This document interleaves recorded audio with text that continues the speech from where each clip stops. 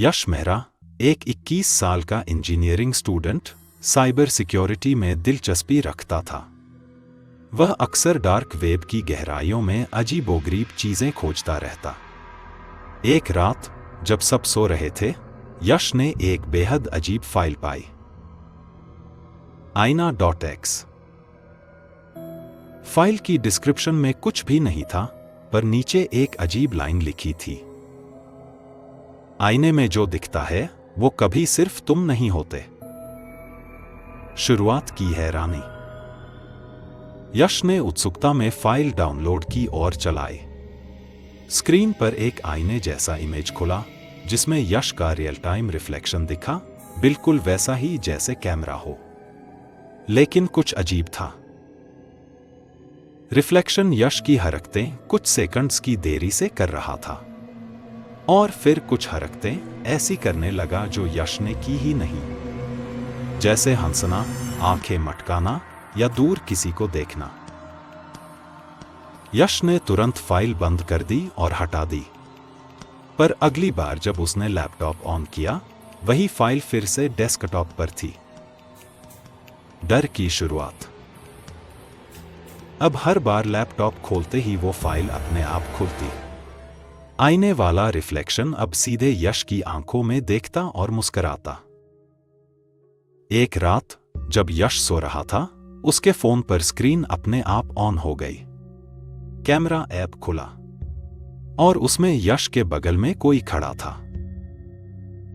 वो चिल्लाया, लेकिन घर में कोई नहीं था। अजीब घटनाएं। दोस्तों के फोन पर यश की वीडियो कॉल्स आती, लेकिन यश कॉल करता ही नहीं था। उसकी गर्लफ्रेंड रिया ने कहा कि रात 3 बजे उसे यश का मैसेज आया, आईना देख, मैं असली नहीं हूं। यश की आंखों के नीचे गहरे काले घेरे बनने लगे।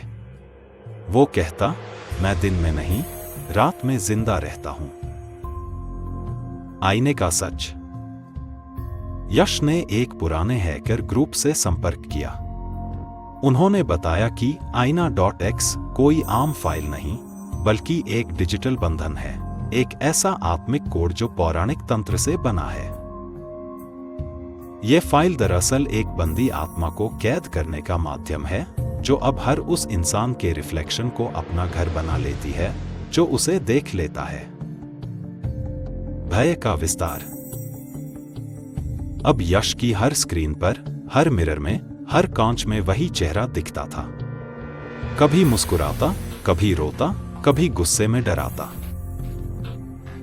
एक रात यश ने अपने लैपटॉप का कैमरा रिकॉर्डिंग ऑन की और खुद से पूछा, तू कौन है? रिफ्लेक्शन बोला, मैं वो हूं जो तू बनने से डरता है। मैं तुझ में ही था। आईने में बस अब दिख रहा हूं। श ने उस फाइल को पूरी तरह डिलीट करने की ठानी, लेकिन जैसे ही उसने हार्ड डिस्क फॉर्मेट करने की कोशिश की, पूरा रूम ब्लैक आउट हो गया। लैपटॉप से आवाज आई, अब देर हो चुकी है।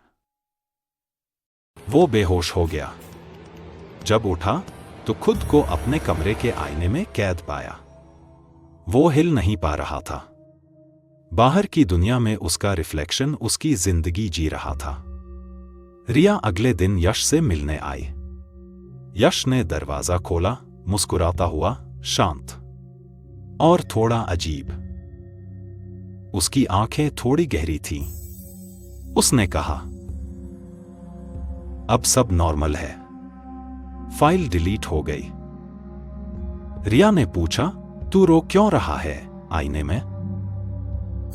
आईने में यश की परछाई खड़ी थी, हाथ जोड़कर मदद मांगती हुई। लेकिन बाहर वाला यश मुस्कुरा रहा था।